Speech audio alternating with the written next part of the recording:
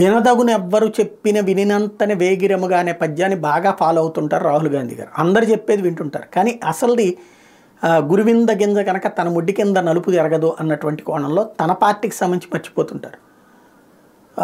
ఎన్నికల సంఘాలకి లెక్కలు చూపెట్టడం కోసం, అంటే ఎన్నికలని అడ్డు పెట్టుకుని బ్లాక్ మనీ తీసుకుంటున్నారు పార్టీలు, వాస్తవంగా ఎలక్టోరల్ బాండ్స్ అనే సిస్టమే రాజ్యాంగ విరుద్ధం అంటూ సుప్రీంకోర్టు తీర్పిచ్చింది. ఎస్, ఇది ఒక కొత్త వ్యవస్థను ఏర్పాటు చేసిన రాజకీయ పార్టీలన్నీ కలిపి దానికి ఇప్పుడు బ్రేక్ పడింది. అధికారులు ఎవడుంటే వాడికే ఎక్కువ డబ్బులు వస్తున్నాయి.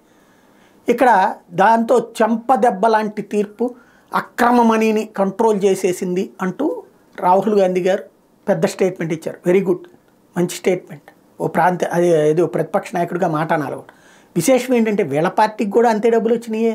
అయితే అధికార పక్షంతో సరిపడినంత కాదు, వీళ్ళకు కూడా 170 నుంచి 200 కోట్ల రూపాయలు డబ్బులు వచ్చినాయి. మరి అవి కూడా బ్లాక్ మనీ ఒప్పుకున్నట్టేనా? నల్లధనాన్ని కాంగ్రెస్ పార్టీ స్వీకరించినట్టు ఒప్పుకున్నట్ట?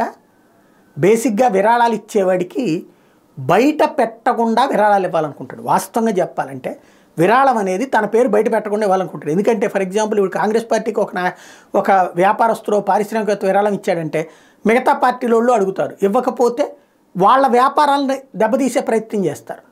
అంటే ఇచ్చి చెడగొట్టుకోవడం.